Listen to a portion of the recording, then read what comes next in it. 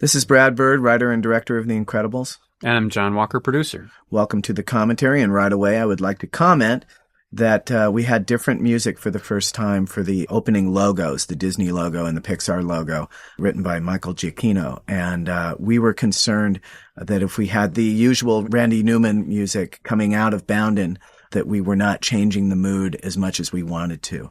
And Michael, I think, hit it right on the head. And how great to see such a wildly different short film in front of The Incredibles, both coming out of the same studio. Right. Different sensibilities, one studio. One brand name. Do you have a secret identity? Every superhero has a secret identity. This opening, I wanted to begin the film with something that was unexpected. And, most superhero movies begin with the big whammo blammo thing. And I thought if we started in this kind of strange, the film's kind of beat up and old, and we're looking at them in some kind of personal documentary sense, that would put the emphasis on them being people. So they're superheroes, but you're seeing them being decidedly unsuper here. They're just sitting around talking about being super. And I thought that was already subverting the audience's expectations. And the interesting thing, or the thing I was going for anyway, was the fact that they are talking about things that they think their future will involve. So Frozone is the ladies' man, even though we later see him as being married. Bob is talking about settling down, although later he has a problem with it. And Helen can't imagine settling down, and she turns out to make the transition very well. So that's a little comment about what we think our future is going to be versus what it is. And at one time we had Buddy Pine in there. That's right, and we cut him because it felt like it was giving away something. Right.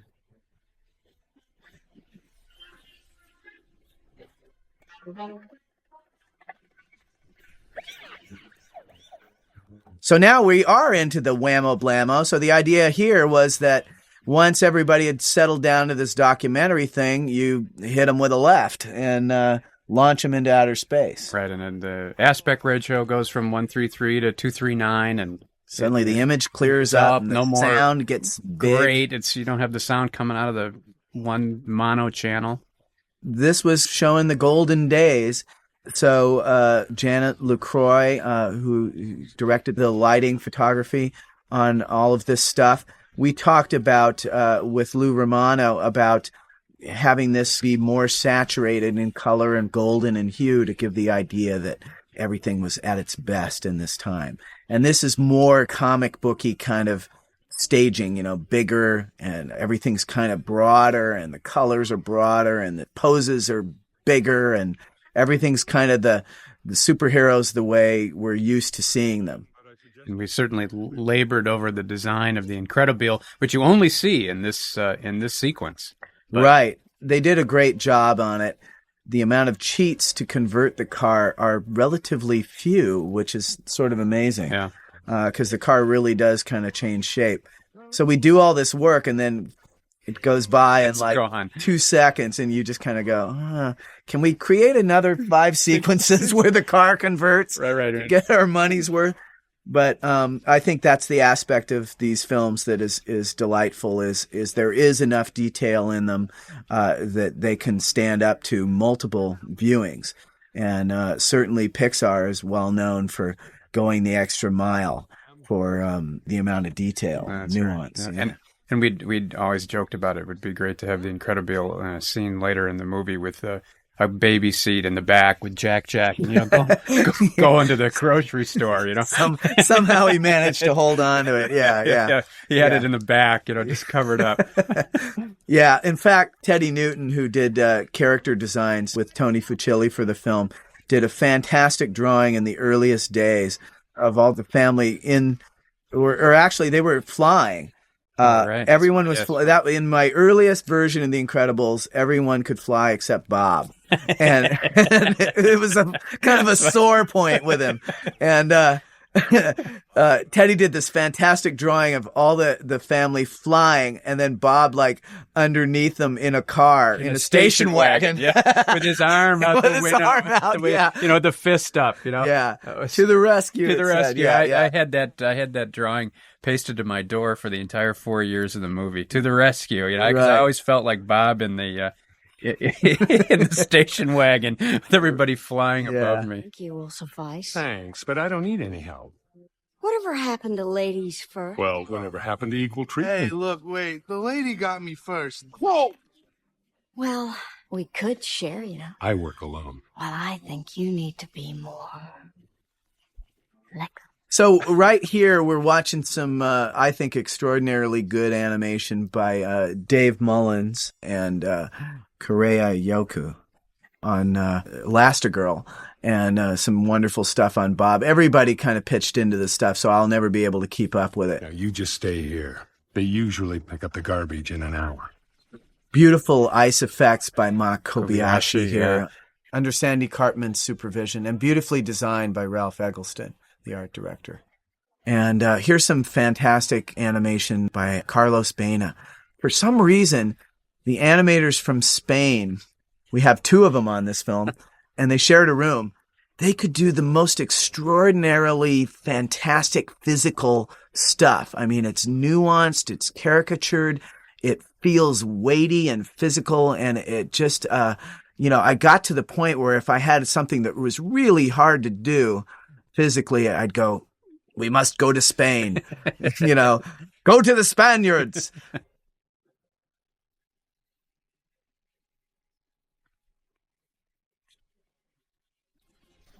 Here's our character, Bon Voyage, who at one point was named Dom Perignon. The Dom Perignon people didn't think that was too good of an idea, so we had to change him.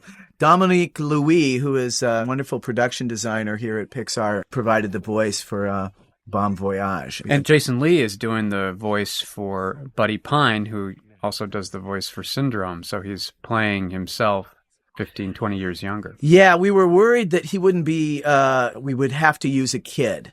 And we thought it would be better if we could get Jason to sound like a kid, because oftentimes they sound like different people. They don't sound like the same person. So we had to do some experimentation, both with having Jason raise his voice a little bit and change the speed and the way he says things, and then also pitching it up slightly in Pro Tools. And we found this blend of the two that worked very well.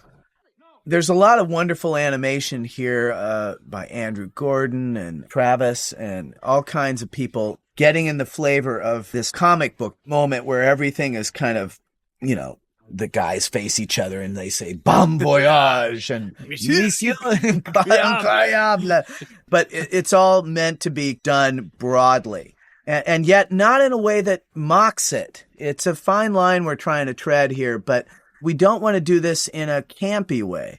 We want to say that we believe in this world, but also kind of enjoy that it's really kind of absurd. Yeah. So here I have this little shot that I had in from the very first pitch, and it's the kind of thing you normally don't see in a superhero film. There's a very quick shot. You'd have to go back there, home viewers. Bob kind of winces before the train hits him, and it's him preparing for the fact that this is going to hurt a little bit. It's not going to kill him, but it's a train. It's a train. It's moving fast. It's going to hurt. Yeah. So I just thought that's the kind of moment that we tried to get in this movie a lot. Part of my original feeling for this film was that we would always have those moments where superheroes have feelings too. That's right, and it hurts. Bon voyage. Any other night, I'd go after him myself, but I've really got to go. But don't worry. Check out the lighting in this. Isn't this great? Yeah, it's great. Just great. Janet LaCroix and company did a fantastic. And there's a beautiful exterior of a church that you never see again. Right. Yeah, you got to realize that for John and I here, this has been a 4-year journey, and we're blasting through these 4 years because things that we had meetings over and fought over. And here's the Reverend. The Reverend, excellently voiced by our producer, John Walker. That's right. Let's go back and listen to him again. There are nuances aplenty there. Unbelievable. We watch these things, and all of these battles and struggles that we had go by in an instant. And it's like watching your kids grow up or That's right. something like that before your eyes. Pronounce this couple husband and wife. As long as we both shall live. So this is a very sort of romantic lighting, and it's kind of meant to emphasize the harshness of what's coming now, where the images are jittery and blown out and very gritty and grainy, and it's meant to be a sudden jolt.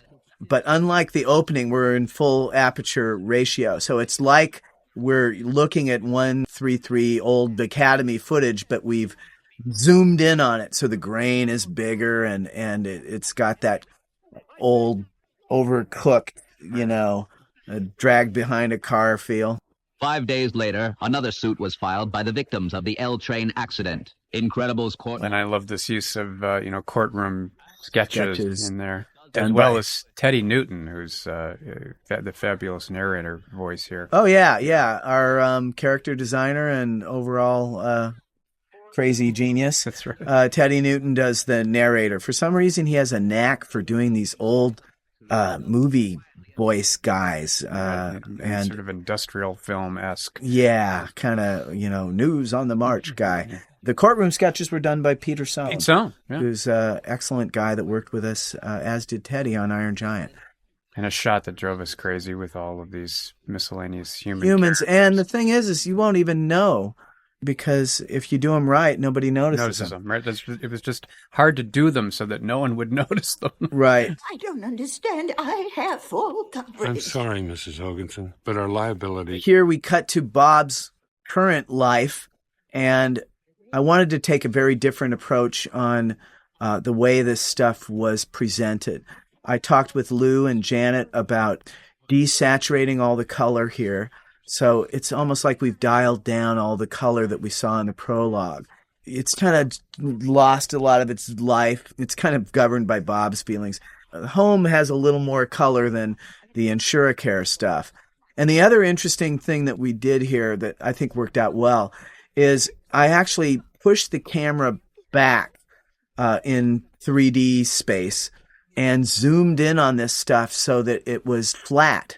If you pull the camera back in space and then zoom in on things, the dimension gets lost and everything compresses and feels claustrophobic. So all of these shots are compressed, and they make the world feel tighter and flatter. And the idea is to not move the camera very much when you get in Insuricare, Right. And have everything feel compressed and claustrophobic. There's nothing I can do. Oh, thank you, man. I'm sorry, ma'am. I know. And Jean Sincere was playing Mrs. Hoganson. Here's Wally Shawn as Hilbert. Yeah. The kind of a strange thing on the movie was the very first voices that we recorded were all writers. Wally Shawn is a playwright, really a great playwright, and Sarah Vowell is a wonderful author and essayist, and they did our first voices. Right. Morning break is over. Morning break is over. Bernie Dash's teacher is voiced by Lou Romano, who is our production designer. And this was a sequence that was kind of in and out. In and out. I mean, because the movie it's 107 minutes, and it was the longest movie that Pixar has ever made. And this was a sequence that we really talked about just not doing to get the time down and to save money, essentially. But we decided in the end that it never played as well without it. Yeah. It was kind of important to see everybody's normal life before you started getting outrageous with it, Right, and seeing that it caused problems. It became too much of a story about Bob, and at the beginning of the movie you didn't see the rest of the family enough. If you cut this sequence and the one following it, which is Violet's introduction. Right. And that was a note from John Lasseter, our executive producer, said leave him in. John is very good about making decisions based on what works. And even though we were running a little bit long, he saw the value of keeping the sequence. So he came in to the defense of it. And I thought that was good. Yeah, absolutely. And Just meant a little more work. I was glad to see it back, though. Yeah. Dash, this is the third time this year you've been sent to the office. This is a very subdued sort of scene, setting up that there's problems in the family that go with having these powers and never being able to use them. And the goal on this stuff was to show that Helen's trying to be a good mom by sticking to the rule book, but she herself doesn't really believe the stuff that she's saying. These kind of scenes are challenging in their own way for an animator because they're not particularly physical. They're confined scenes, and it's all about expressions and timing and keeping things animated but not making them too big. You're saying no one is.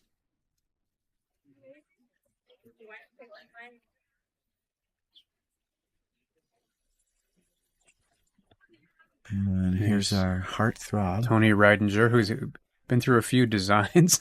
Yeah. Tony almost made it into the film in a different incarnation, but at the last moment we decided he wasn't heartthrobby enough, and he got a last minute redesign. Yeah, I think the problem was these characters are very hard to build. They take a lot of time. They are like instruments that the animators are going to play. So they have to be capable. It's like building a car for a race driver or something, or a Stradivarius for a musician. And it takes a long time to build. So we put all of our juice on our main characters, and there was kind of a gulf between our main characters and our secondary characters. And we kind of had to just bite our lip and be okay with it. And I was ready to be okay with it. And fortunately, again, our executive producer, John Lasseter, pulled the little stop the train break very late in the film, almost at the last minute, and said, we got to make these better. And everybody was really happy that he did, because if John says fix it, then everybody can just go, hey, he says fix it. Of course we all wanted to fix it, but we were running out of time and money, and it was wonderful that John made the choice to get that picked up, because it makes a huge difference and makes it all feel like one world. Making weird faces again. No, I'm not. You make weird faces, honey. Do you have to read at the table? Yeah. Smaller bites. So here's the family life, and Lou and Janet and I talked about warming things up a little bit, because even though it's in Bob's a little more claustrophobic part of the movie, home is not a bad place. It's a nice place, and he's just really not engaging as much as he needs to. Put a tack on the teacher's chair. This has got a lot of wonderful opportunities for character stuff. And it reminds me of a million dinners that I was in when I was sort of Dash's age. And we used to have these very sort of crazy dinners with my family. And now that I'm a father, dinner is still a place where you kind of collect all the characters in the house and let them bounce off each other, around this little square. And so it's a wonderful opportunity to set up the family part of this film. It is leftover night. We have steak, pasta. What are you hungry for? Tony Reidinger. Shut up. Well, you are. I said, shut up, you little insect. She is. Do not shout at the table. Believe it or not, one of the hardest things to do in this scene was keeping track of all the stuff on the table. On the table. It was just a nightmare, and you have these meetings where they're going like, the broccoli is moved.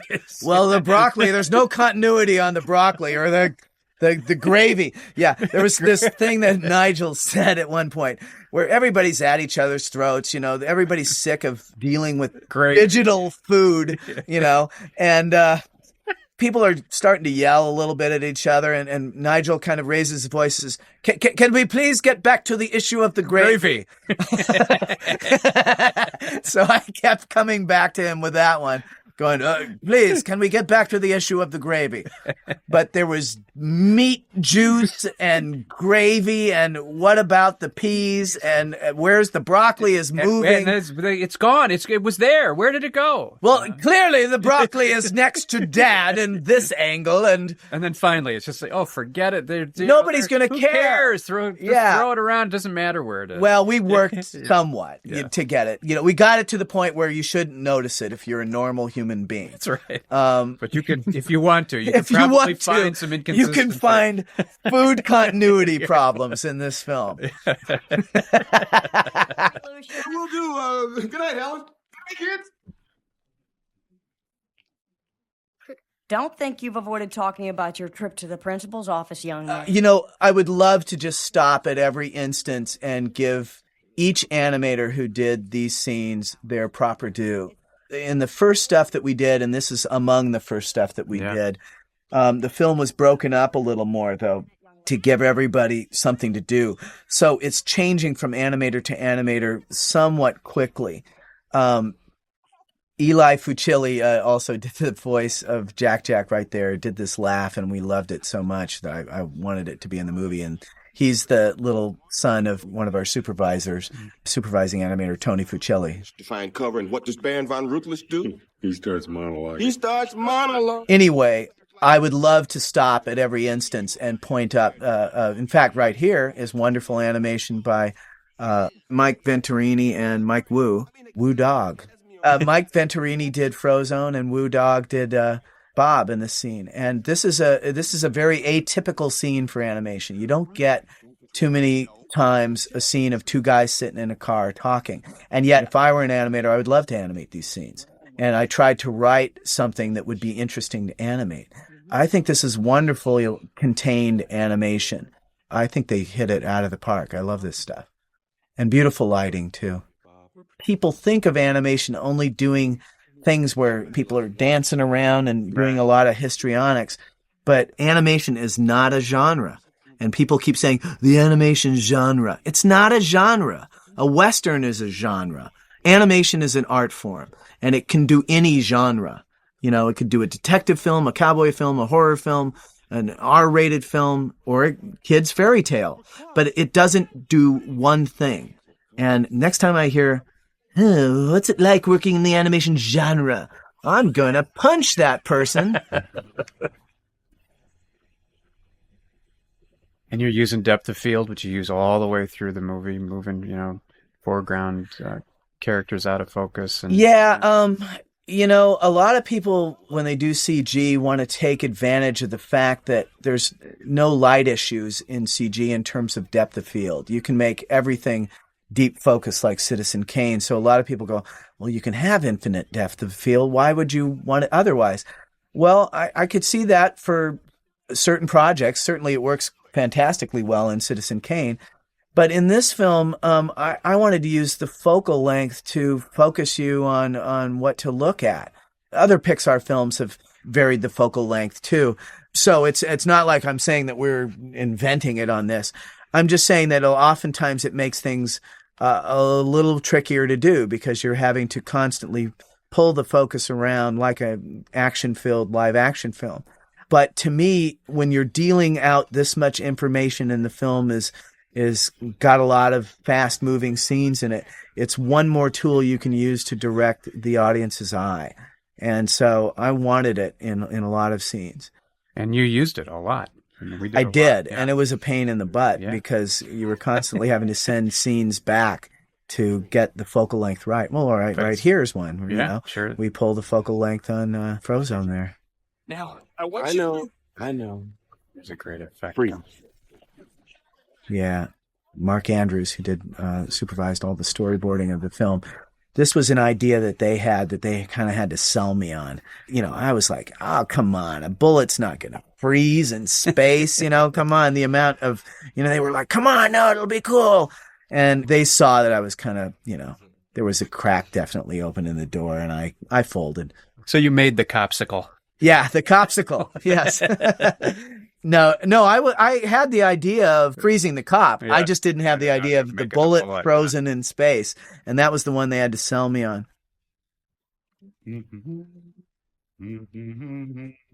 I love that he hums his own theme music here. Yeah, Craig did a great job on that too. This is one of my favorite scenes in the movie. Mine too. I think that Holly and Craig did a great job on the voices. I think that it's extraordinarily well animated. It starts out as Ron Zorman eating the cake, and then it turns into Dave Mullins for Helen busting Bob. Then it's Andy Schmidt when they start to really argue, and then it's John Cars. Each one of them were given pretty long runs once the argument starts so that they could control both characters throughout the scene. That's a great scene. And this was a little bit, in the early days, a tough sell to Pixar because this was one of the first scenes that we did in storyboarding. And I think Pixar thought that, we were intending to make a hour-and-a-half-long Bergman movie showing marital conflict.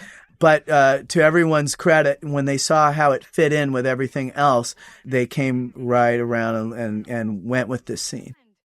This was an interesting scene to write because often when people argue, what they're really fighting about is not what they say they're fighting about. And to communicate one thing while saying another is an interesting challenge. It's psychotic. They keep creating new... I just think that it's really wonderful stuff.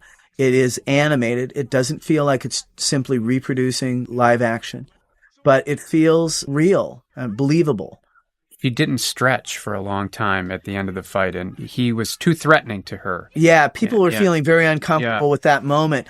And then when she said, this is not about you, because Bob is so much bigger than Elastigirl, and it felt almost like, spousal abuse or something like that.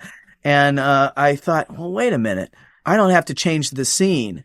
I just have to make Mom is his equal.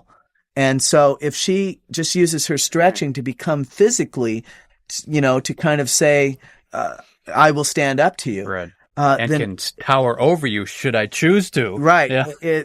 Once I did that, everyone was okay with the scene and I didn't have to change a word. Yeah, and it really is an excellent, because Mom doesn't like to use her powers and she does it there for great effect.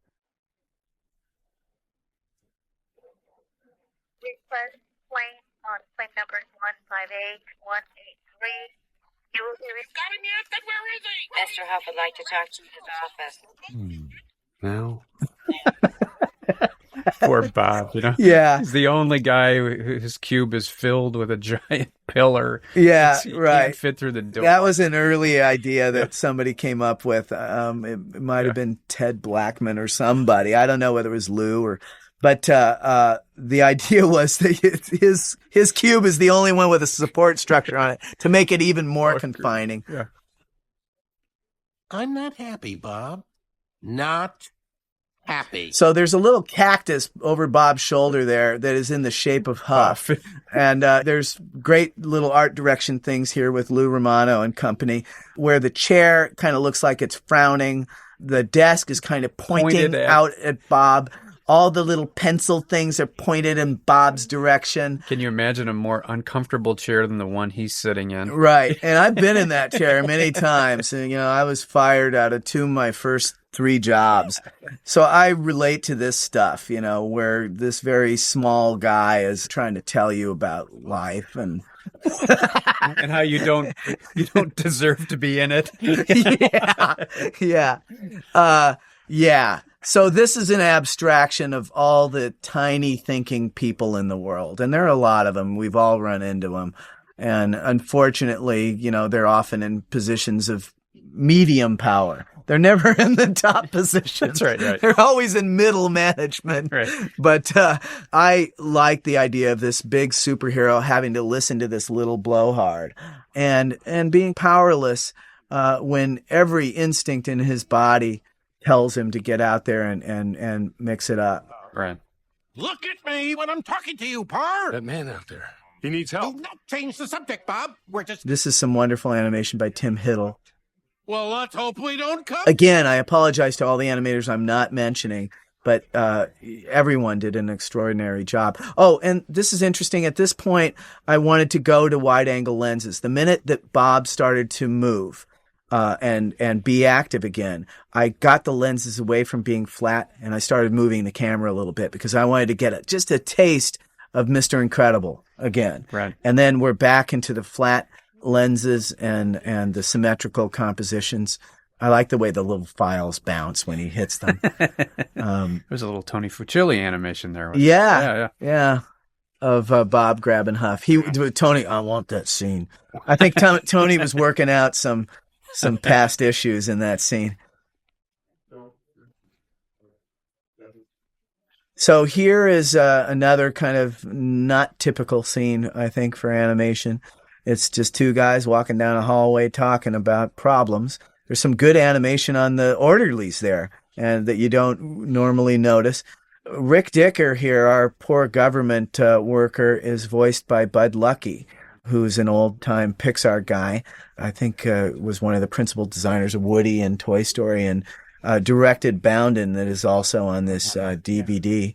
He did a wonderful temp voice, and everybody liked it so much, we just thought, well, let's use it in the film. So it's Bud Luckey and Craig here voicing this thing. We always wanted Rick Dicker to introduce Bounden.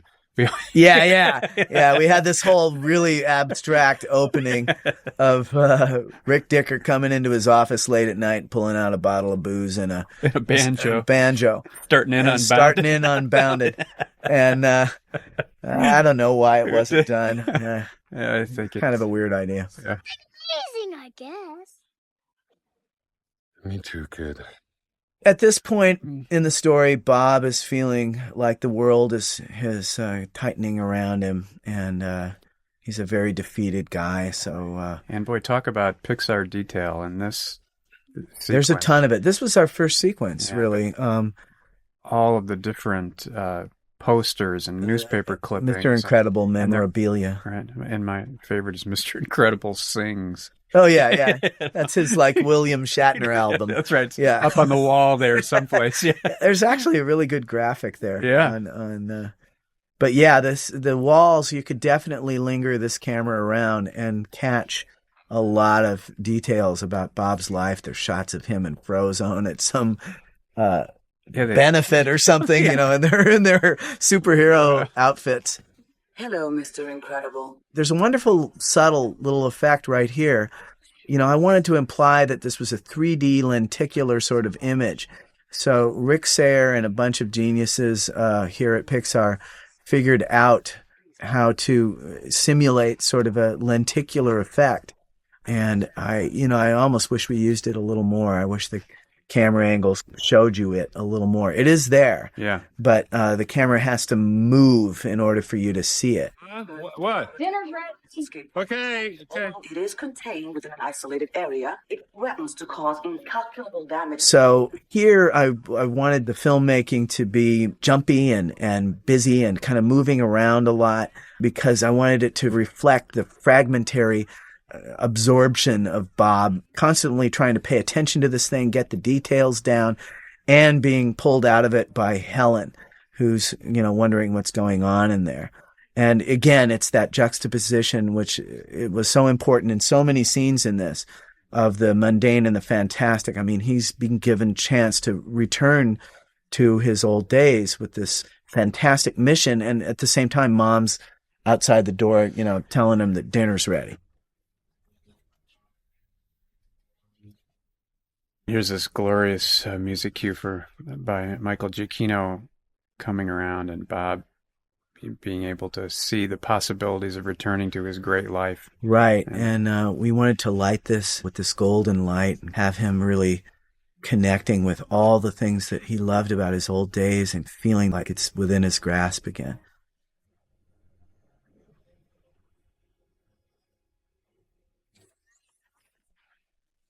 Again, we have the mundane and the fantastic here. This thing self-destructs and starts all the sprinklers in the house. And of course the family gets the sprinklers too. And he has to deal with it. And then, the aftermath of that is, you got to dry everything out. With a pink hairdryer, of course. Well, yeah, because that would be Helen. This is a wonderful, sustained piece of character animation by Correa. She did both characters in this incredibly long shot without a cut. And if you can follow each individual character all the way through the shot here, and they are absolutely as in the moment as any good live action performance, I think. You can feel them questioning things and hearing things, and Bob's kind of tightening when he feels like Helen's getting suspicious and he's not sure if ideas are going to fly. And it's a wonderful piece of sustained character animation. Very difficult because it's so long. She was on it for months. Yeah. And had to stay concentrating for months.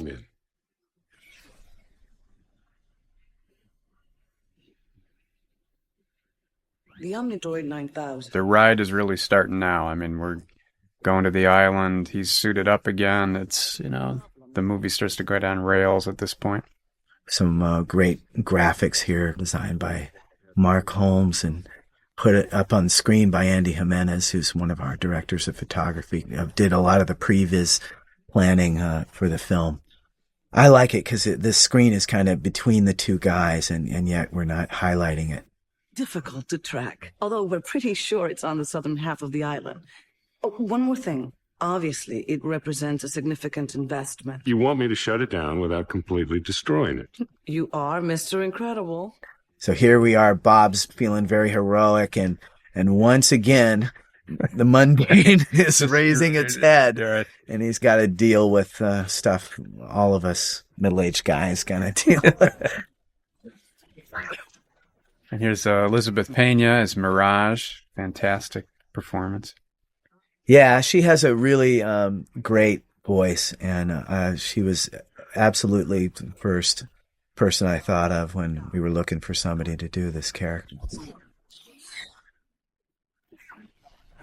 One of the biggest problems on this film was the problem of scale. For some reason, the computer, it seems to me, wants to make everything look small, and so we had to think things through in order to get it to things to look as big as they were supposed to be on screen.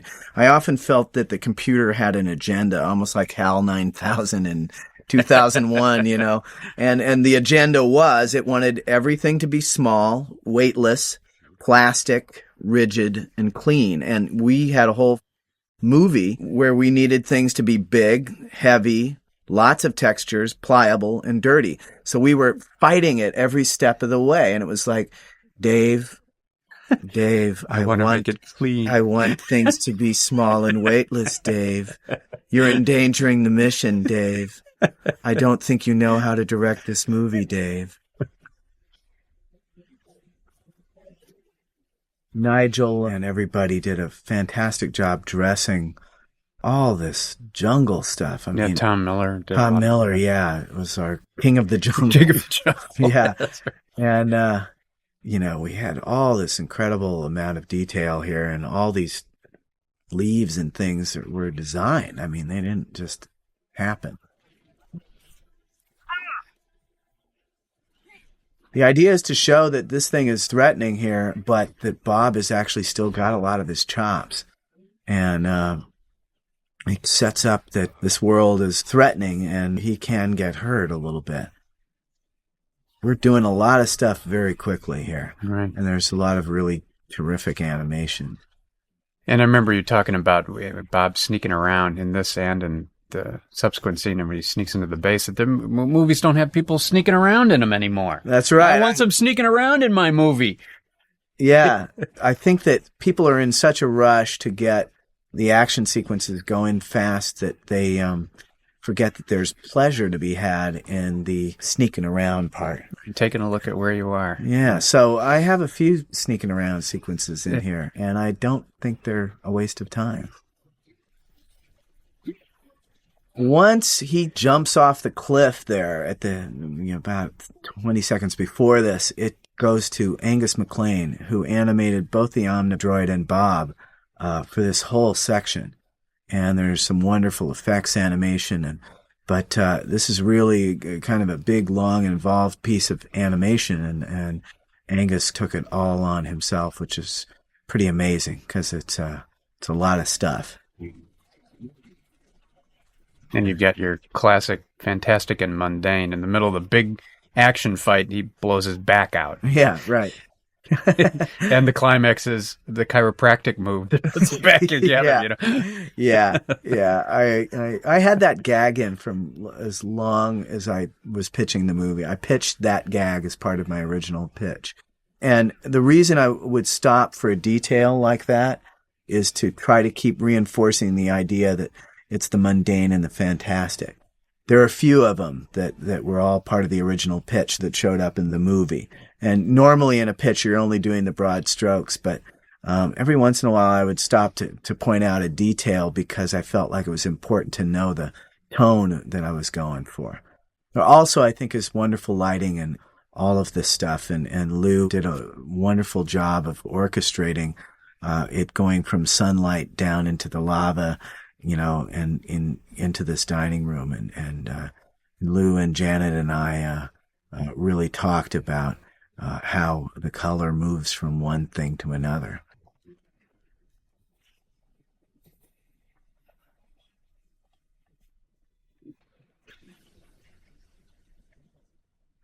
And holy smokes, we go to a lot of different places in this movie. It's just one new set after another, and some of them you just never see again. And it was really challenging to get all of these things. When we were first talking about it, people were kind of freaking out. I mean, people were saying that there were some people here that were saying that it was impossible. And, fortunately for us, there was also a number of people who said, we can do that, but it ain't going to be easy. Right.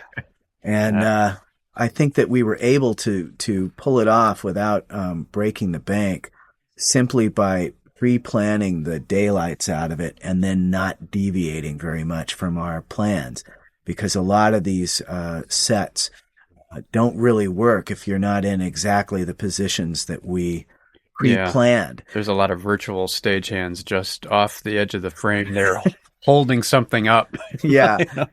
It's literally like one of those back lots where just 1 foot to the right of the edge of the frame, it falls apart. Yeah, some cement block or something. I mean, a lot of it was just trickery and being very specific.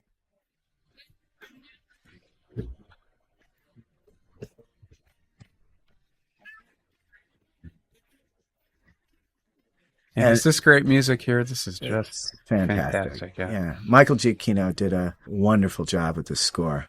Again, back in my earliest pitches of the movie, I played this kind of early 60s music. I had a number of little bits of things that I played while I pitched so that people could get the flavor. I wanted it to have the sound that I connect with a lot of action movies from the early 60s.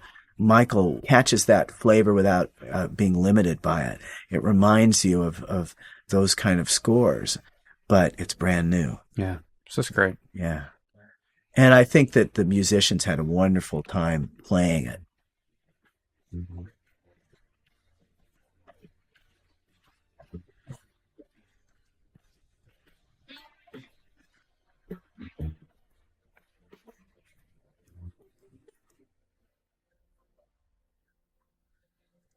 Oh, I got to mention this. This is the hardest stuff for a computer guy to do. And I know you're sitting there going, what's so great about that? But that little fabric thing where he works his hand through there is like one guy took 2-3 months on it. And could it be done at all? And I don't know. And we'll have to put our best men on it. You got to put your hand through it? Yeah. And is there any way he can just kind of hold it and describe moving his hand hole through in it? Can we do it with... There's a hole. That'll work, won't it? Can we just cut to his face and hear sound of him moving his hand through it?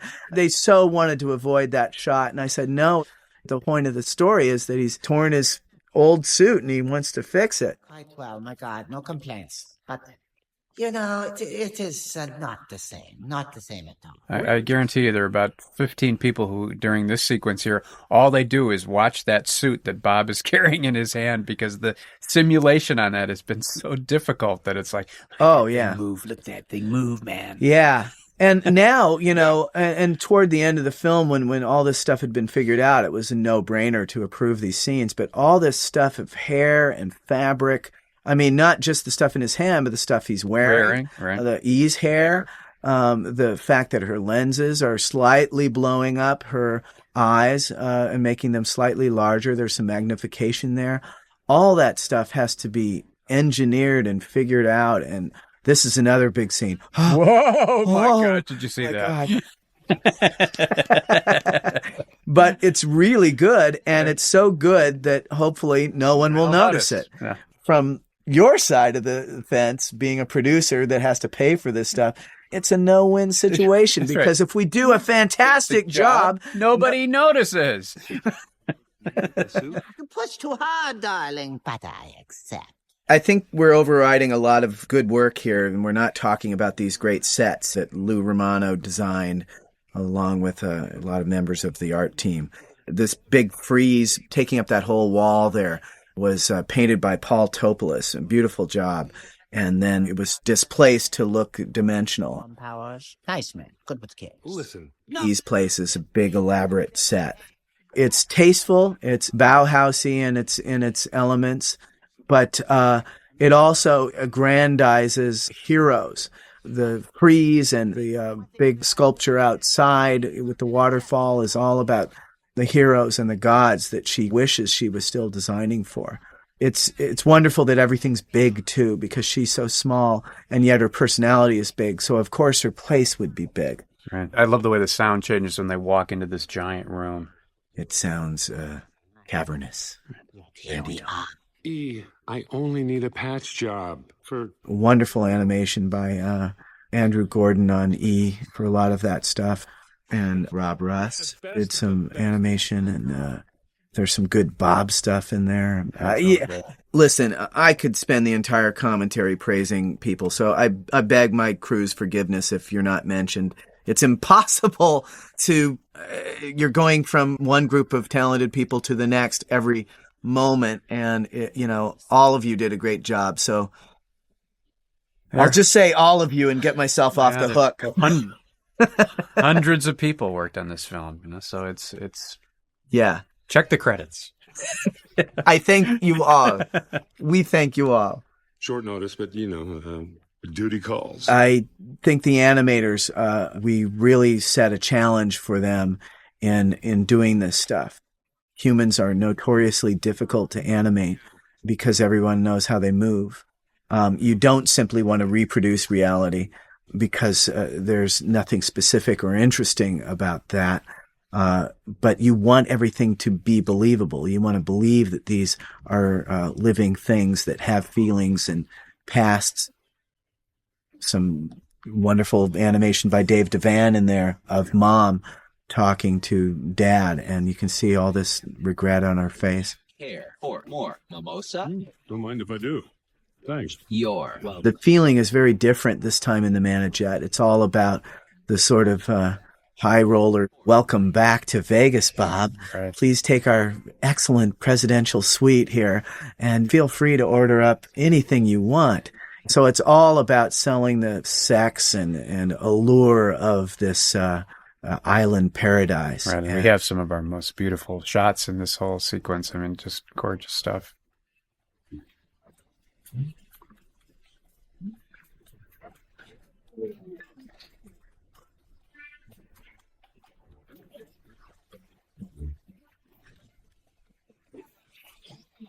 Hello, Mr. Incredible. Nice suit. Thanks. Nice to be back.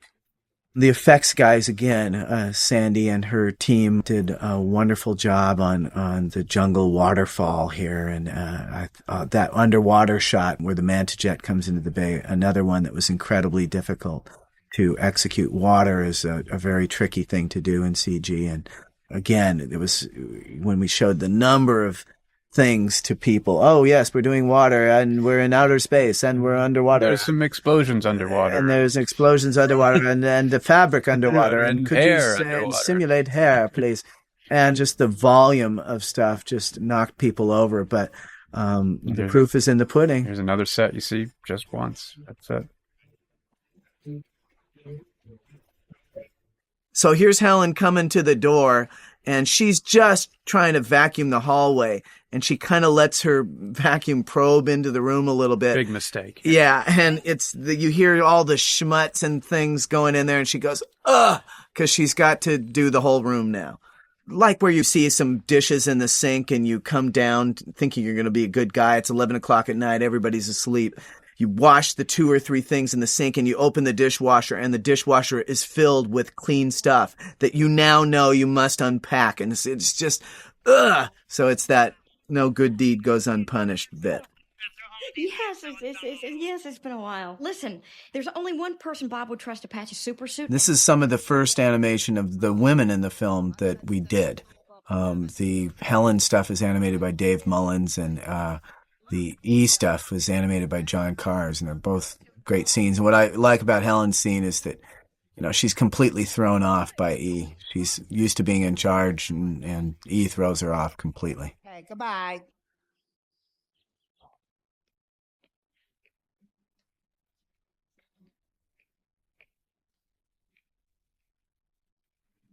So now Bob's back in the boardroom here and is surprised to find that the agenda has been changed. This I didn't get the memo.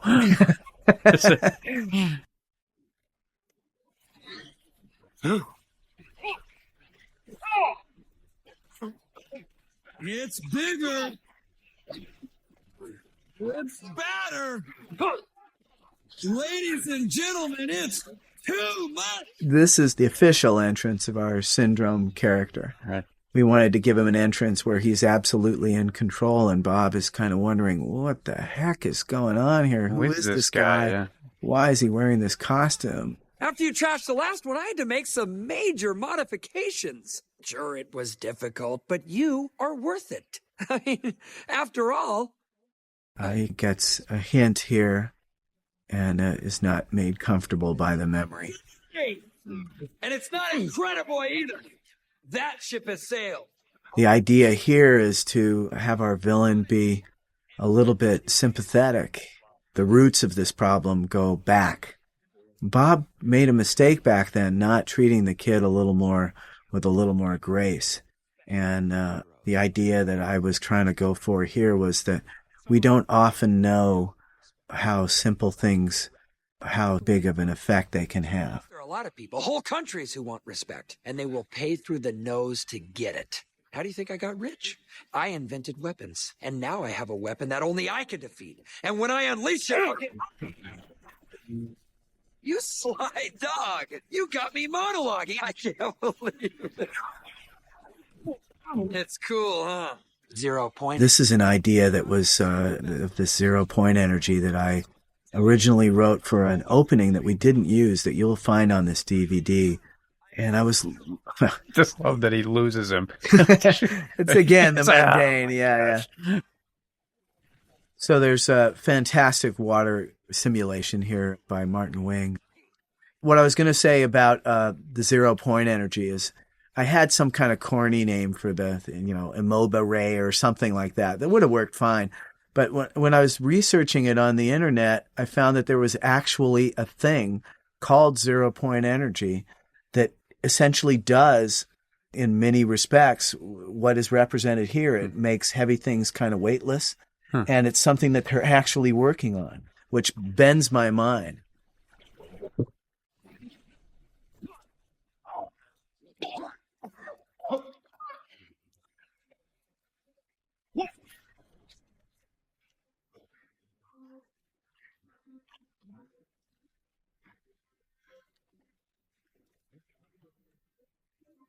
Geezer bee.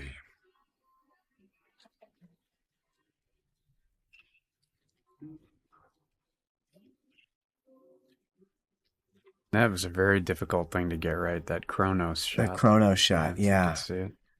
The idea is that you can only read it from one angle. And we tried to resurrect some crabs from Nemo to crawl all over. Right. But we couldn't get them. Right.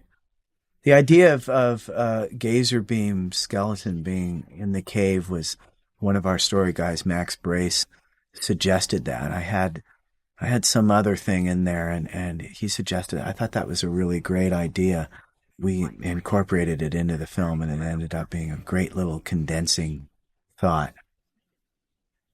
This project has completely confiscated my life, darling. Consumed me as only hero work can. My best work. Okay, here's another, I think, great two-person scene that Victor Navone animated between Helen and E. And it turned out so beautiful. I had to continue. We kind of had to send some of this stuff around a little bit. There's some great Dave Devan animation right here.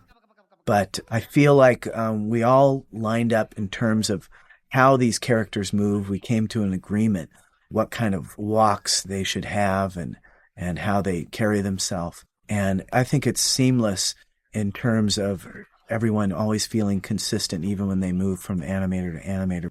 There's some wonderful design in this lab, too, I think, and very specific to E. And it's a nice contrast with the rest of her house. Yeah. There's amazing shading in here by Bryn Imagiri and fabulous lighting by Janet LaCroix and the lighting crew. It has a lot of different surfaces on it, and we're trying to have kind of a hushed mood in there. Again, it's slowing the film down to take in this location because it says something that E has this art gallery up top, but down below and it's like all... a UL lab down below. Yeah, I think it looks really cool. The character of E was an amalgam of a lot of different things, fashion designers and the kind of equipment guys that you always saw in adventure films who were geeks who were designing the stuff for the hero. Yeah. And so I thought if you combine those two things of the equipment guy and the design person and this little half Japanese, half German character, I thought I always had a blast writing this character. Well, and you do a pretty good job voicing her too. Oh, wow. We couldn't find anybody else who could do this German Japanese accent that you dreamed up. So it was... You could do it, so and you did it pretty well. I was available. Yeah. You're working for reasonable amounts. My of money my rates were good, cheap, and we needed to save something. No, it's funny. It works out here at Pixar. A lot of times we do temp tracks of these voices, all the characters, and I did 3 or 4 characters in the temp track. I did Bob and Syndrome and. The idea is just to get something that's a good placeholder so everybody kind of knows what we're going for.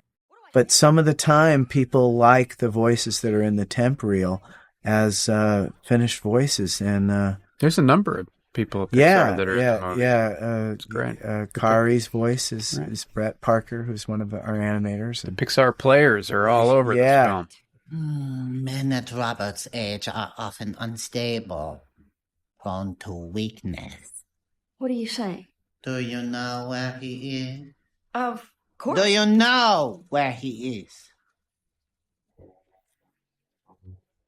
The filmmakers I most admire recognize the value of teasing moments and milking moments. If you think about a good storyteller, somebody who tells good stories in a bar, they don't blast through a story. They stop and they savor certain moments, and they know which moments they can milk.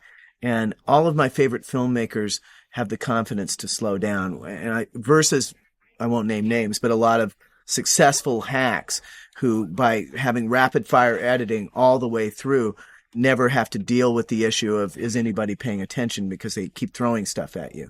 And to me, there's a edge of desperation about that. And the kind of filmmaking I most admire takes a moment to savor things, because there's so many things a movie can offer. I mean, particularly when you have a really talented crew that works on getting sets to look great and is putting things up there. You want a moment to take them in. It's like a good comic pauses. I think that a good filmmaker slows down.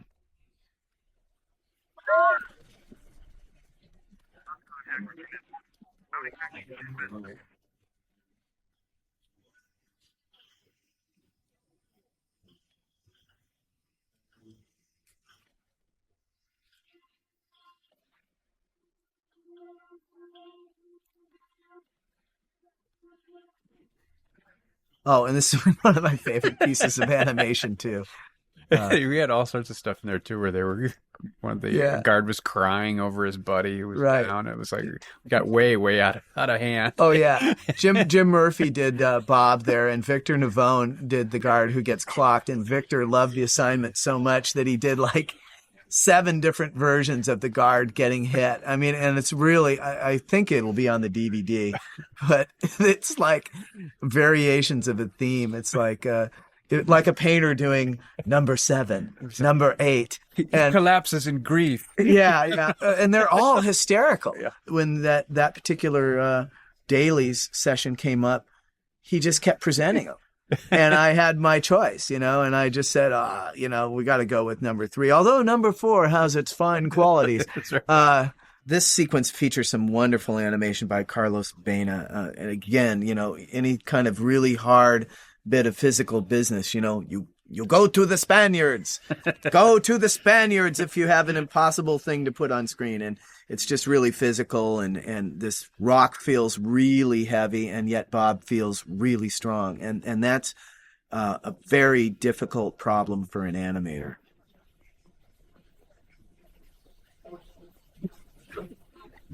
Tough thing. And this is one of my... I love this set. It's so simple and feels like a big movie. Randy Tom, our sound designer, did some wonderful, spacious computer sounds here. And the reverberant quality of the sound is amazing.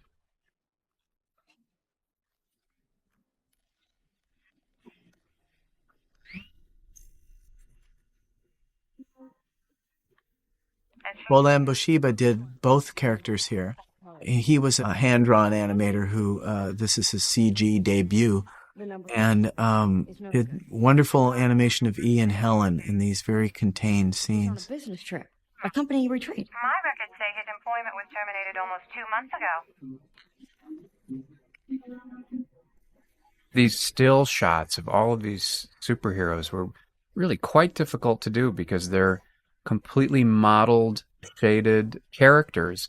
And so you have to create a still for each one. So it was very difficult to get all of these things done. We just were, oh my gosh, how many are there? Well, there's Gamma Jack, and their names are kind of fun too.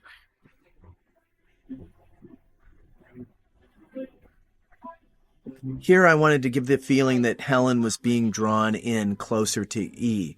So I did a technique that Hitchcock invented for Vertigo, and a lot of filmmakers have used, moving the camera in one direction and countering it with the zoom lens attachment. This sequence where we're cutting back and forth between Helen and E and Bob in the computer room is something that I did in Iron Giant as well, which is connecting two seemingly disparate things with a single event.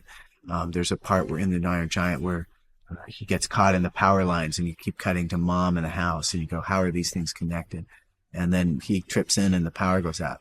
Well, here Helen presses this little button to find out where Bob is, and she inadvertently exposes him to this computer system. To the goo balls. To the goo balls, which was Kevin O'Brien's idea. We knew we had to stop Bob, but Kevin came up with this wild idea of these goo balls, which makes perfect sense if you think of stopping somebody who has strength.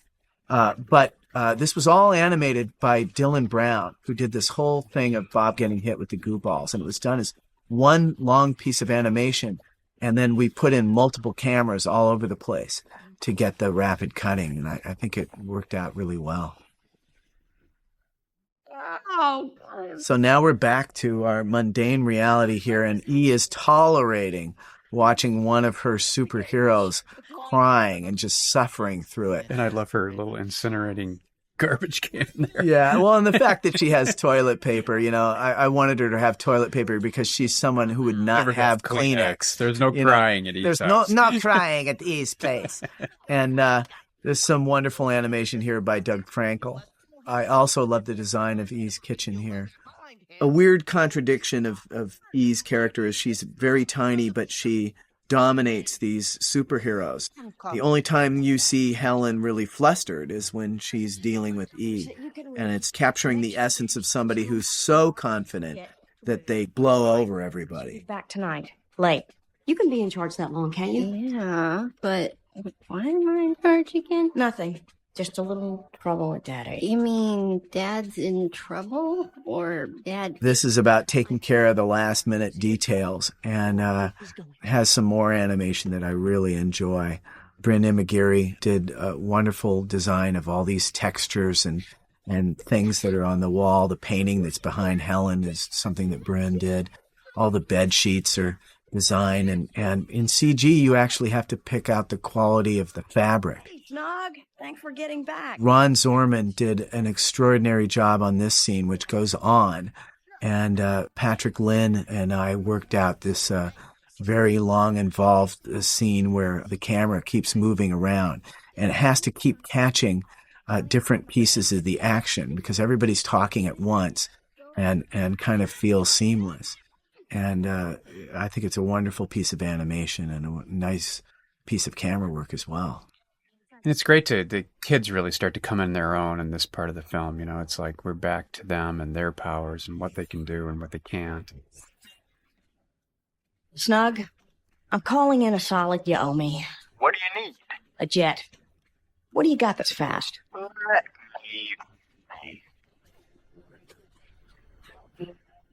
I love this music cue. Yeah. That Michael did. And Helen's flying the plane, which she didn't originally. Yeah, I had this guy named Snug, and you'll be able to see that on the DVD if you go elsewhere. Island Tower. I originally wanted there to be a price paid. You know, I wanted someone to die, and it took me a while to come around to this. Early on, we were looking for things to streamline, and John Lasseter suggested that Helen fly the plane, and I didn't want to do it because I wanted there to be a price paid. I wanted someone to die, and Lasseter was cool. You know, he'd go, okay, you know, it's your film, but, you know, I really think it would be cool if she were the pilot. And finally I just, you know, yeah, it would be better. Dang it. Dang it. It is cool that she flies. It is great that she flies, and now I can't imagine it any other way. You, sir, truly are Mr. Right here is some just fantastic Syndrome animation started by Doug Sweetland, who kind of laid the whole thing out, and nicely finished off by Dan Wynn and Michael Makarovich, who are two young guys. And we threw them in the deep end. Doug wasn't able to finish off the scenes, and we said to these guys, can you bring this stuff home? So Doug is such an awesome animator. They were completely frightened and intimidated, but they did it anyway, which is the true meaning of courage. Yeah, and they really did a fantastic job. So all three of them, kudos. It's exactly what I was going for here. I wanted it to be fun to watch and also threatening. And I think you can find a villain funny, but you should not find a good villain anyway to be non-threatening. And I think Syndrome walks that tightrope between being fun to watch, but also being forced to be reckoned with. Bob's got his special beaten hairdo on too, which was a lot of work to get his hair simulation to fall down like that on his head. You know, Mark Henn and his team did such an amazing job with simulation. Some people in animation think that because it's called simulation, there's no work that has to be done on it. You simply plug in a hair, and whatever the animated character does, the hair reacts. Well, a lot of times the hair does not react how you need it to react, and you can't animate it. So basically, these guys have to change the virtual universe that the hair exists in. They have to affect gravity or give a little puff of wind at the right moment, and that is its own art form.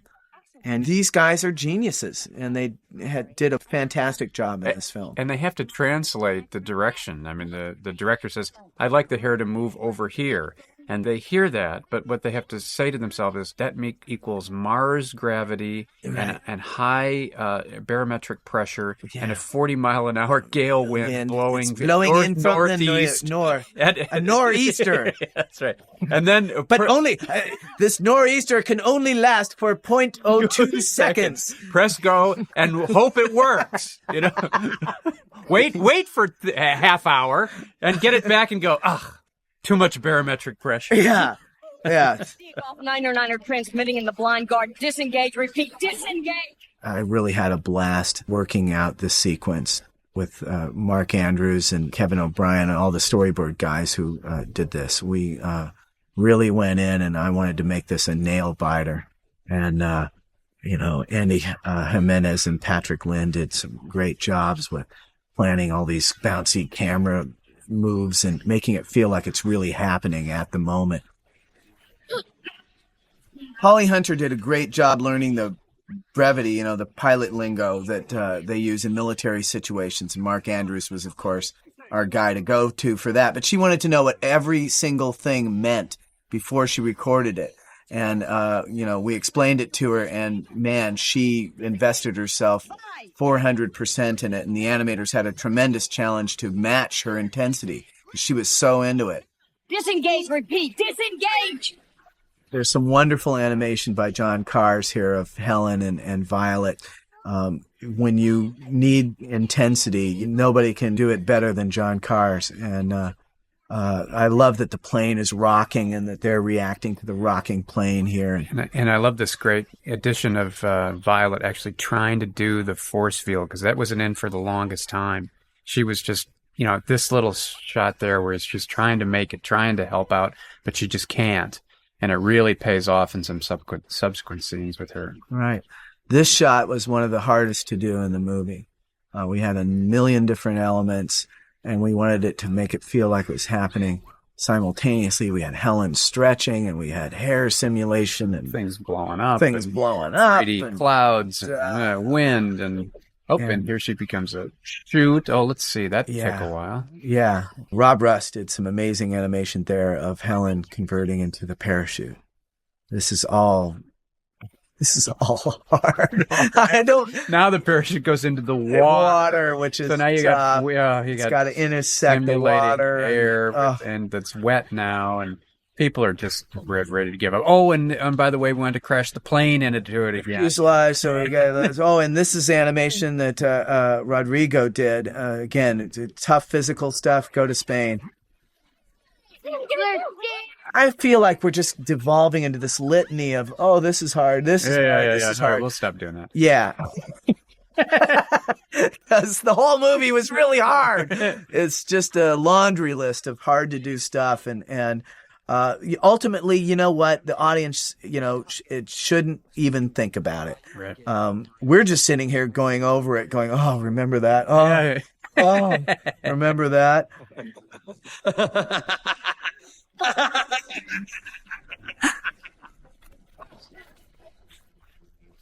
Release me now! I think that if anybody has any thoughts that Pixar is sitting back after having the success that it's had, I can tell you as a relative newcomer here that this is the hardest working group of people on the planet, and they do not ever take these films for granted. They are always trying to do 150%. And I am so impressed with this crew. They took this thing that was seemingly too big and too complicated, and they just went directly into it. It's like flying into the eye of the hurricane. And I'm very proud of everyone that worked on this movie. And I'm proud of the company that John and Ed Catmull and Steve Jobs and Sarah and everybody have made here, because it's an amazing, great place to make a movie. Yes. Do you expect us to swim there? I expect you to trust me. Oh, I love this shot and the music cue that goes with it. And you get to see Mom as the boat. What fun this is. I just love this. I also like that Vi is just sitting there grousing, she's like the sullen teen, she's not going to be doing anything here. But the idea, too, is to plant the idea that she's haunted by the fact that she didn't come through for Mom on the plane is sticking in her craw. Right.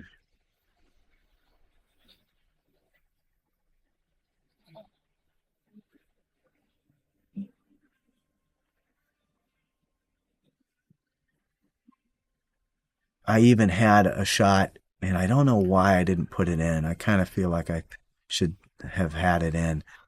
At one time, I had a little shot at the end of this after Mom crazes dash. It kind of showed Vi looking back kind of, regretfully. And I think probably it would have been a good idea. But anyway, somehow it got dropped and I forgot about it.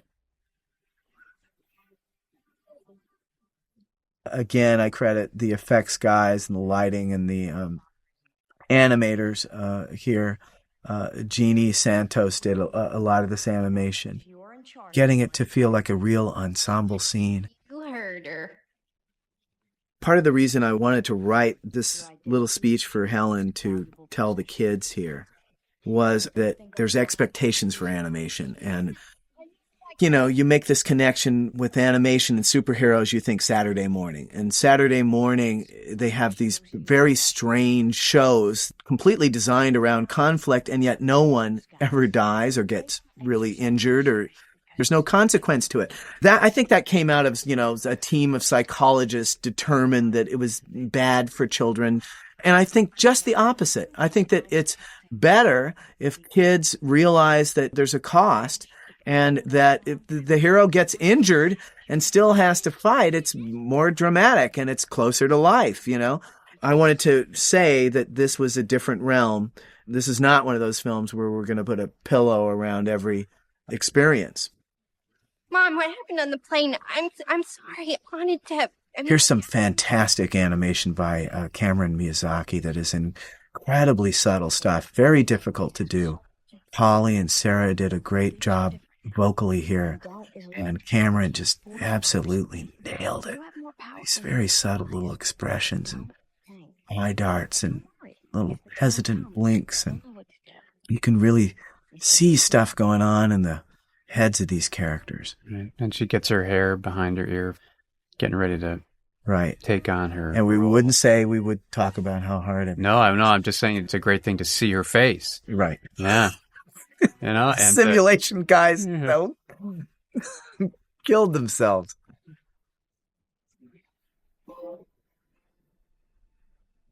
This is one of my favorite cues that Michael Giacchino did. I just love it. And it's Syndrome's theme, and it's used in a couple of different ways. I also think this is a fantastic set. Scott Capel had a lot to do with building this. What? Valuing life is not weakness. Again, you know, I keep going back to the animators. They're always the unsung heroes of these films, though. Victor Navone did a wonderful scene here between Mirage and Syndrome, and it touches on the kind of the creepy side of Syndrome. Next time you gamble, bet your own life.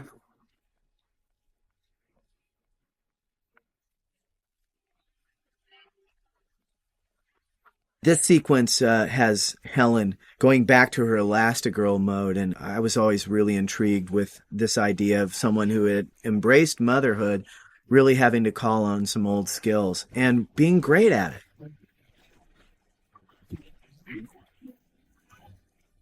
Mark Andrews and I collaborated with each other on figuring out all these ways she could get caught. And he ended up boarding the entire sequence and did a fantastic job. I mean, it is what you see now, only in board form. And this is a great shot design that was done by Mark Andrews and Andy Jimenez. Beautiful piece of animation here by Dave Mullins of her. And then right here, Rob Russ did this. And flattens up. That's so amazing. Her hair stays out. This is great. Yeah. And very difficult to switch Helen around into the model that can do all the stretchy things and keep it seamless. But I love all the sets in this stuff, the size of this stuff.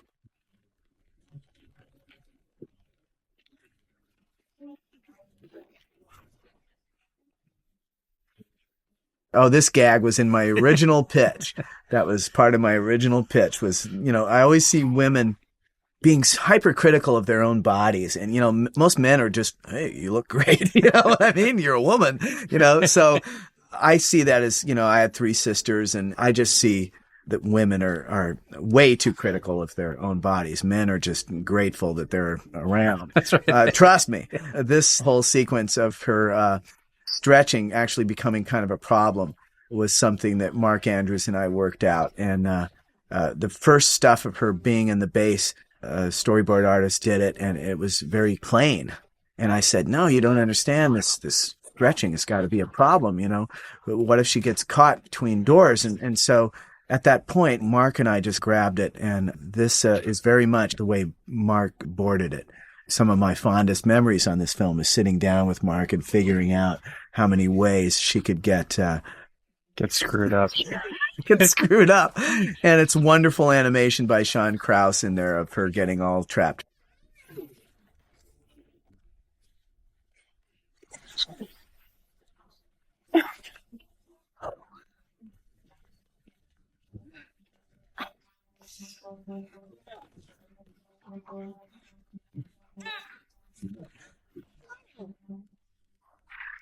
Here's Violet practicing. This is not going to happen again, what happened on the Right. plane. Yeah, I wanted to show that she was obsessed about not failing now.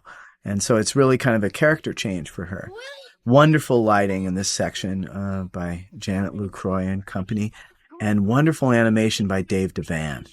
And it's great that Violet's got her hair behind both her ears. She's ready for action now. Yeah, that was the visual idea there, and why having her hair work was such an issue.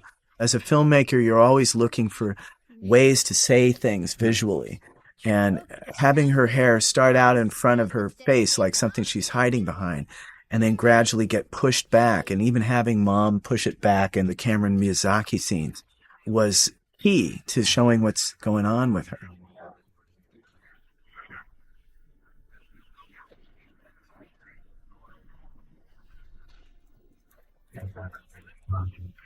I really believe in giving young talent a chance. If you believe in the talent, you don't have to baby step everybody.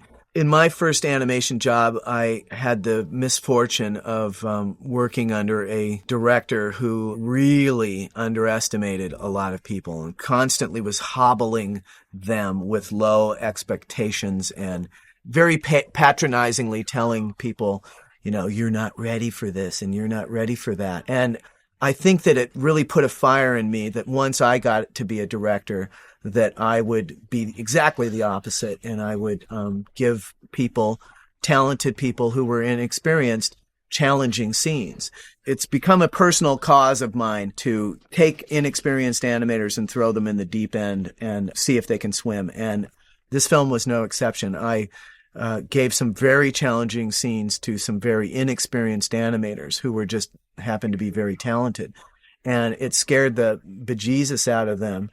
But they went for it and they completely delivered. And I've only been disappointed, maybe a couple of times and I've done this a lot of times. Yeah. And almost every time the people deliver in spades. And I think that it's a wonderful thing for experienced animators to see too, is that, the game is on and there's some great people coming up, and I'm going to give them their shot. And if they deliver, then, sky's the limit. And we did it all through the film and in the production side as well. I mean, the people rise to the occasion, especially people at Pixar, which is, they're just a huge group of overachievers and they're just waiting to go. Yeah, the resources here are phenomenal. There, that one. Voice key incorrect. Voice key. Voice key incorrect. Wait a The bird being a sentry was Mike Cachuela's idea, who worked on the story early on. And I thought it was a great idea.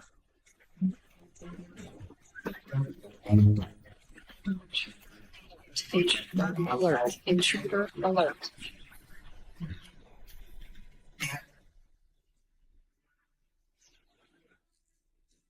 This scene right here was a real challenge to write. I wrote it like 4 different ways. And the goal was, how do you justify Mirage letting this guy go? And how would he react after he's had time to think about it? There was some disagreement whether or not he would threaten her at this point, but I felt like he had been stewing in his own juices here, and that he would truly be not knowing whether he was going to choke her or not. He had lost everything. Right. The goal was to get to this point. For the gag. Yeah. It was great animation here by Andy Schmidt, which is one of the great falls of all time. And, but that was always a big issue. Why does, the Mirage turn? Why does she turn? Why does she, what is, right. How are you going to set that up? And it fell into place when, the idea of Mirage pushing Syndrome out of the way and then having him risk her life after that. It was showing the blatant disregard Syndrome has for life. And I feel like a lot of our villains in real life have for life. Yeah. Oftentimes it's decorated as a higher calling, but it isn't. Think you're supers? Gosh, remember what Mom said. Hey, stop talking. Hold it, freeze. Dash, run! What? Run! Yeah. They're supers. Get the boy. Show yourself. Now we're into the full on a sequence we call the 100-mile dash. And this was something that I pitched in my first pitch. And unlike some sequences where I kind of had the bones figured out, but I wanted to flesh them out with the board guys, like the last sequence in the city. This one I was ultra specific with, and I wrote every single thing in here because this was one of the reasons I wanted to do this movie. This was like, if the movie were a meal, this is the cobbler afterwards, or whatever. But this was one of the things that I just desperately wanted to see as a movie goer. I wanted to see what would happen if you could run, and that's your only power. But that in itself is a tremendous gift if very fast people are trying to kill you. So, and what's so great about the sequence is he discovers through it, what he can do. Right. He doesn't know what he can do. That's the point of the sequence. Yeah. Is that it's not just a chase sequence. It's a kid discovering that he can do a lot more than he thought he could do. Again, this was one of those things where in the first version that was boarded, it was kind of just boarded as a straight action sequence, and all the moments where he has revelations about, hey, I can do this, were taken out. And I had to say, hey, no, man, he just punched a guy in the face and got away with it. Yeah.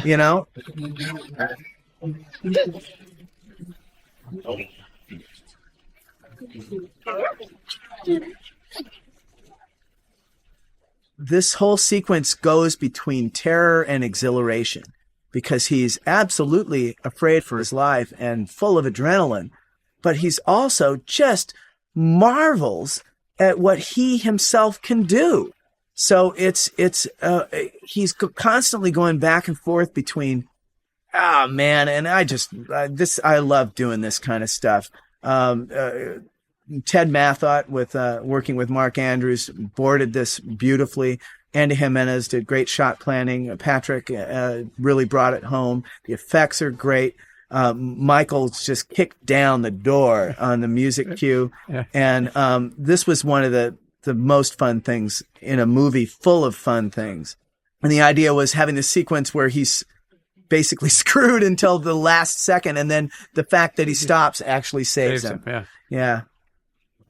I think that you can get a grasp of the number of different locations. I hope you can get a grasp of the number of locations, because Lord knows, at the beginning we wouldn't let anybody count. It was like, there are a lot of sets in this movie. We should count those up and figure out how we're going to do it. No, just put down a large number. Let's just put down a large number right now. I don't think we want to look too closely at this. You were afraid everybody was just going to run. I knew they would run.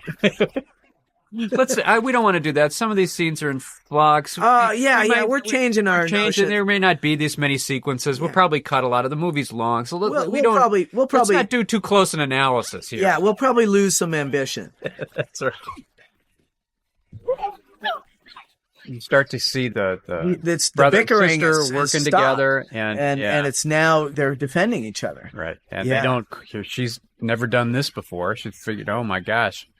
Well, and because she put the force field on while she was in the middle of air and not, touching the ground, she finds that a strange byproduct of that is that she is suspended in this thing, and that she's hit some kind of weird anti-gravity moment. And then, again, mundane and fantastic. What if you ran into mom and dad here? And so it was kind of an entertaining way to get them back together. And here, their moment of togetherness is interrupted. And this is the first time that the kids have really seen mom and dad just, do what they do.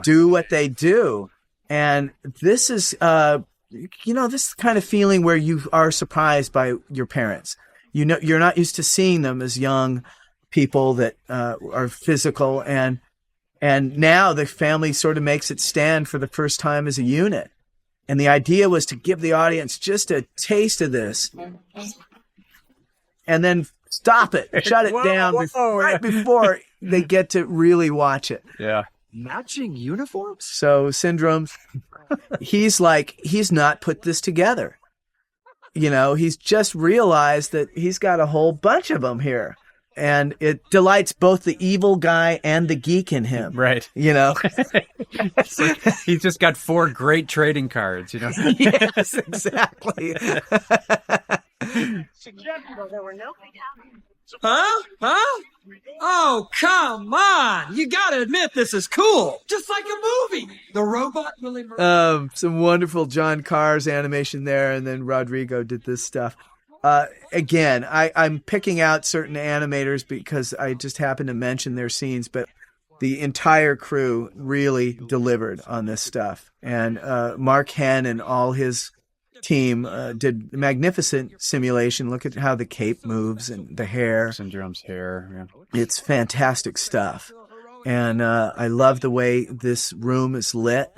It's got this really creepy lighting, sort of technical, gleaming feeling to it. It's got that shiny technology feel. It's cool looking too. Yeah. No one will be. This is a funny bit of animation that Victor Navone did based on Steve Hunter's walk, you know, who's one of our animation supervisors. And he totally nailed Steve Hunter's walk and the little shake that Steve Hunter sometimes does to kind of loosen up his neck. And a lot of these great little physical things are things that people are pulling from their own lives. People think animators film the people doing the voices and just mimic their movements. And although we do run a camera during our recording sessions, it's only one component and the animator may look at it or not. I think if there's a problem in animation, it's that too many animators study only other animation. And I was trained to look elsewhere. If your job is to do a kid, then you go to an elementary school or the playground or someplace where kids are and make your own observations, or think about your little brother or somebody that you know. The best animators end up drawing from their lives, and they use a little bit of this, a little bit of that. They look in the mirror and make an expression that they're trying to capture. It frustrates me when people think of animators as technicians because they're artists. And when they pull off a great moment, they're doing something artistic. They combine in a really unique way all the skills and artistry of an actor and a visual artist. Right. That's why there are very few people in the world that can do it at the level that we require it at places like Pixar. Right. Take a shot. Yeah, okay. Even bad guys get to screw around a little bit and you know, not for long. enjoy their success. But if they enjoy it too early, we got to shut them down.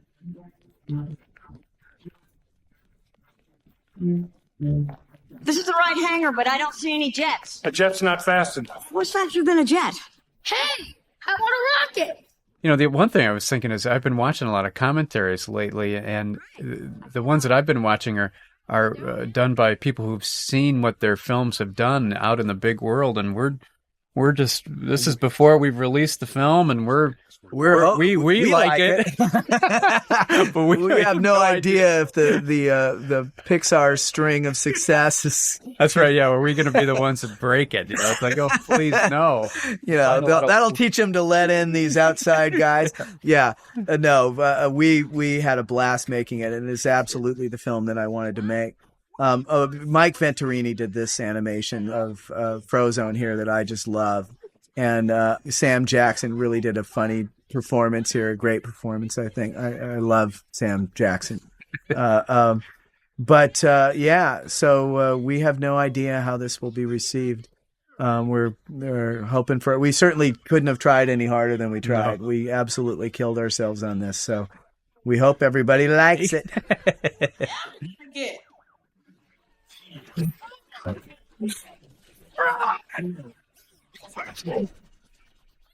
This is another fantastic musical cue, and Michael kind of does a heroic version of the villain theme, which I think is really great, because that is what Syndrome is at this moment.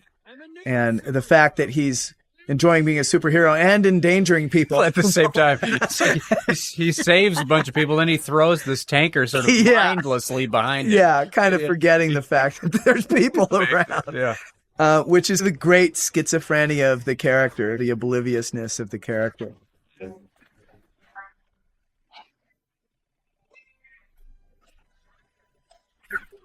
Coming up is one of the most inspired ideas, I think, in the film. But yeah. I knew I had to get the family back to the city, and I always had that stuff in there.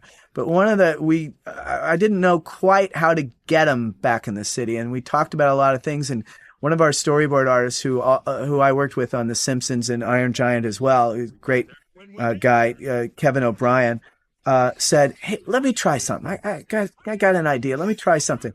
And he pitched this idea of them suspending a van, with Helen holding it on. And it was so off the wall. At first I went, let me think about this. This is so weird. And I took a couple of hours and I just went, how can it not be this? It's such a weird idea and so great. A Winnebago strapped to a rocket landing. Yeah. So one of my challenges as a director is I'm always trying to keep things efficient because I appreciate the fact that a lot of money and resources are going to me. And so I very quickly wanted to get them landed and resolved. And again, another fine moment for our executive producer, John Lasseter.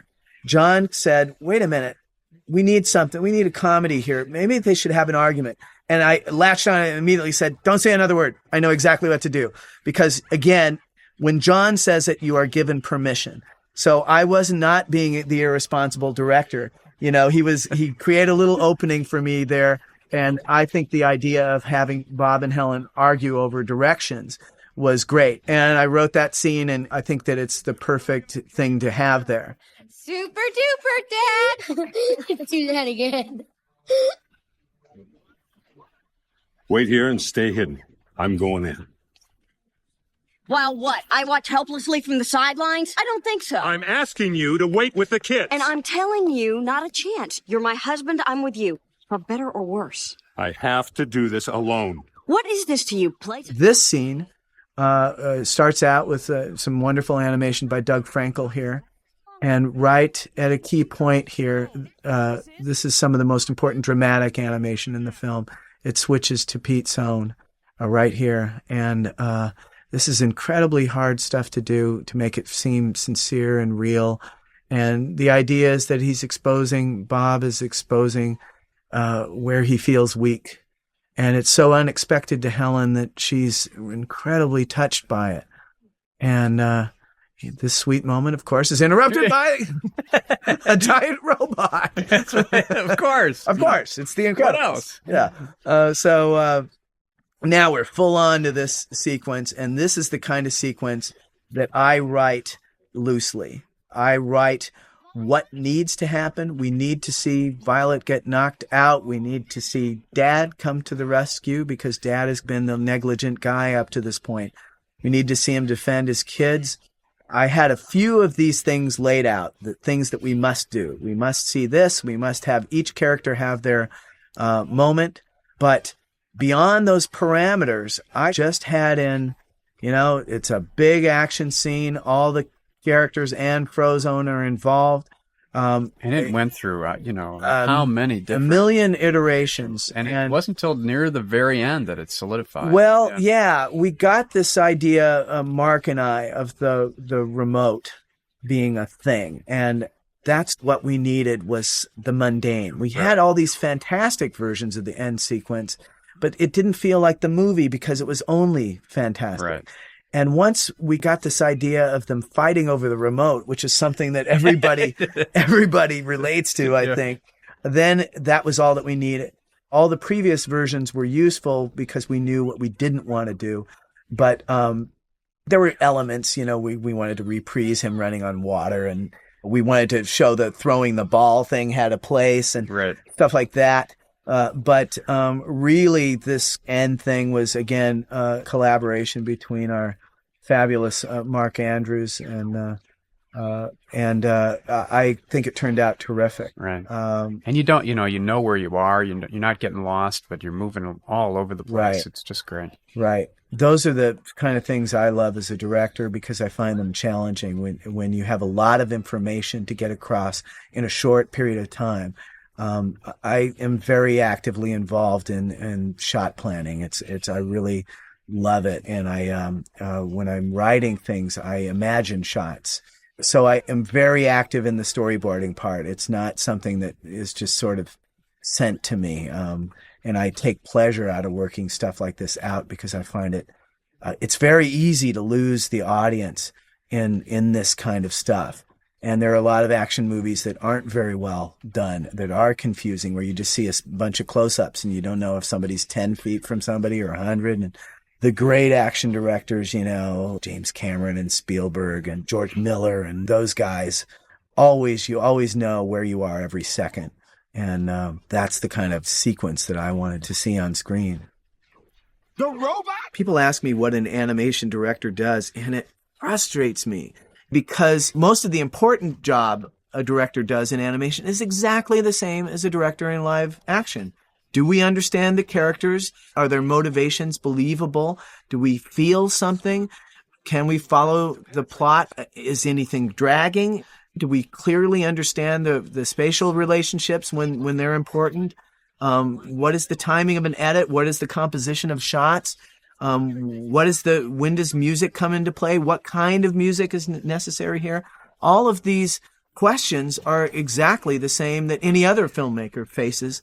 And there seems to be a feeling that animated films just sort of happen, that there's some technician somewhere that just move things around and press buttons. Yeah, press the button that says make movie. And it's so not that way. These things take a tremendous amount of thought. But for me, the bottom line is storytelling is storytelling. Right. And you either engage people or you don't. And you either get them to feel something, whether it be feeling scared or laughing at something or feeling sad, or you don't.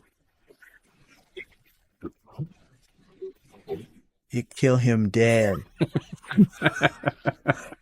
And here is an absolutely fantastic piece of effects work. And this is Martin Wing again, and explosion sim done by Gary Bruins. It's really spectacular.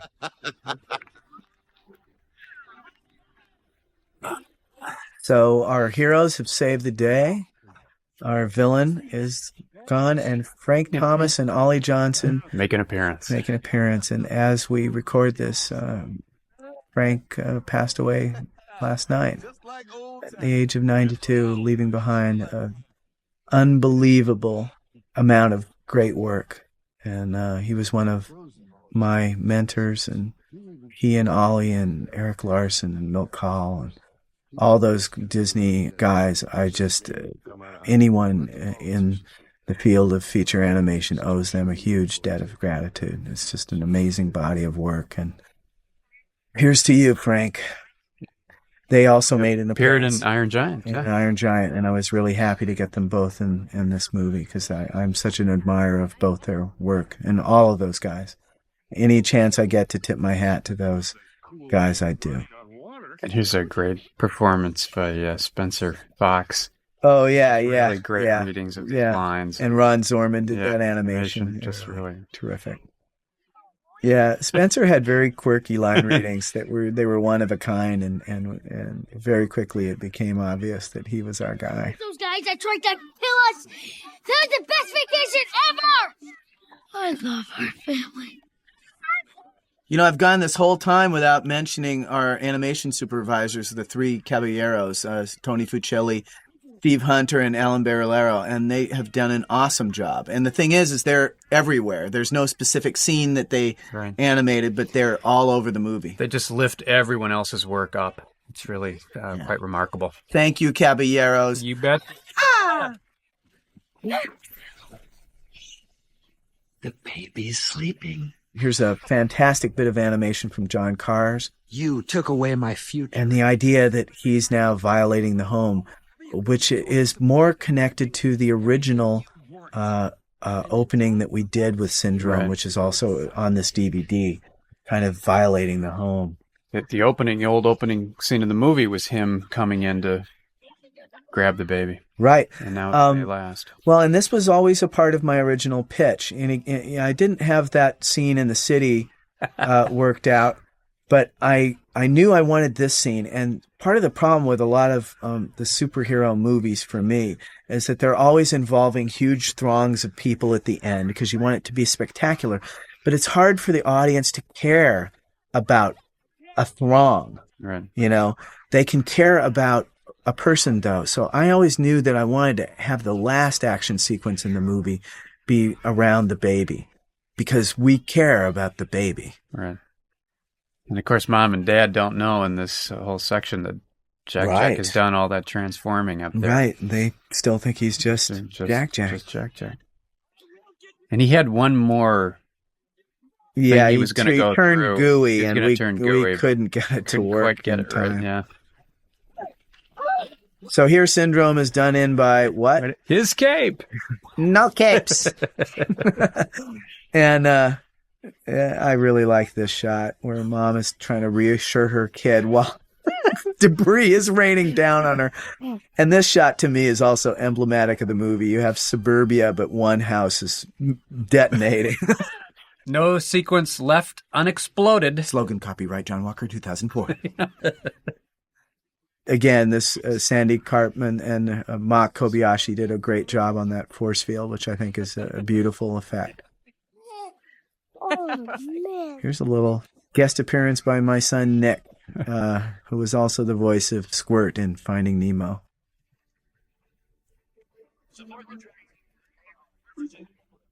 And here we have the track meet, which was, again, something that was in the early pitch.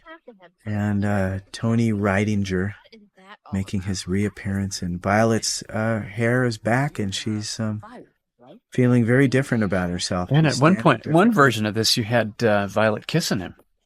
Yeah, she was getting a little too forward. A little forward there. I thought maybe she wouldn't do that. Yeah. But I was like, well, she is a superhero. Yeah, she's not too scared of Tony anymore. My oldest boy, Michael, does the voice for Tony Reidinger there, and my middle boy, Jack, was the inspiration for Jack. So nepotism is alive and well on The Incredibles, and I feel like I'm leaving out my wife here. She has amazing superpowers, which were the inspiration for this film. No! Just a little bit! Come on! This is them clicking back into fitting in mode, and it's much easier. Yeah. Holly and Craig Sarah did a wonderful job in that. I mean, you have to listen for them, but they're doing really funny stuff in there. There's a Pixar tradition, which I originally didn't want to observe, of having John Ratzenberger in there. I thought, why does every movie have to have it? And then I thought, geez, every movie has been successful. This is not really a tradition I want to break. And then I thought, hey, he's perfect for the Underminer. And he did a great job as the Underminer. So he's kind of the joke here is that he's the last voice in the movie, And here is the end title sequence that was designed by Teddy Newton. Andy Jimenez. Andy Jimenez, did Mark a lot. Holmes. Mark Holmes and Lou Romano did a lot of the color. The idea was to stay with our retro 60s thing. In the late 50s and early 60s, movies used to have these really elaborate, great graphic, title sequences done by, guys like Saul Bass and Maurice Bender. And I thought it would be a great way to send people out is to have one of these very graphic end title sequences that remind people of things in the movie. And I think it's also a nice way to frame all these wonderful people who did such a fantastic job on the film. And, one of the hardest things about doing commentaries is that for every person you can mention, there are 10 or 15 that you're not mentioning who also did incredible work. And you're seeing all their names right now. Hundreds of people worked on the film, and it's been just a joyous experience. I mean, Pixar is an amazing place to make movies, and the caliber of the the talent here is just off the charts. We were just blessed to be able to come and work with these people. Coming up here was like walking into Yankee Stadium. This is the place where they hit nothing but home runs. This is the place that is the top of the heap for animation studios, movie studios. And to walk into that, it was challenging. I was like, what are we going to do up here that hasn't been done before? And yet you can't walk into a place like this and act scared. Nobody wants shrinking violet directors and producers. They want people that are going to come in and take over, do what they do, add to the party, make it better. So we turned up the bravado pretty loud in those first few months to make sure that, we made an impression. I don't know if it was always a good impression, but by God, we were going to make an impression. We weren't going to act scared. And frankly, I was scared. It's so great to work at a company where it's the only thing that you have to worry about right, is being movie. Great. It's got to be great. Make it great. Make it great. Make it great. You're really challenged by that, and you've got the wherewithal to do it. And they support you every step of the way. And speaking generally, a lot of movie making is shielding the movie from all the forces of trying to hurt it. And here is just this incredibly protective place. Stories are protected. At the same time, they're challenged and nurtured and, given all their vitamins and iron and good night's sleep. And it's just... you might not get a good night. I might the movie not, does. but the movie does. Yeah. Yeah. In fact, I'm just trying to catch up on some sleep now. But anyway, one of the things that startled me about the CG process is it seemed like we were just making decisions for years, complicated, tiny, nuanced, ultra-detailed decisions about unbelievably wide variety of stuff. And all these decisions were just going into this bottomless black pit. And it's like one of those pits where you drop something and you never hear it hitting anything. It's just... Each day, you would chuck another 1,000 decisions into this pit, and you wouldn't see the film ever seem to move forward. And every once in a while, I'd go, this movie is getting made, right? I mean, we are going to complete it. These decisions there. Yes, we've got the decisions. They've successfully landed at the bottom of the pit. It took several days for it to actually reach the bottom of the pit. But they're there, and we've got them, and they're cataloged, and duly noted. Pretty soon I'd forget about them, and it would just seem like I was going to be on this film my entire life. Just, as long as I give them 1,000 decisions to throw into the pit, everything will move forward.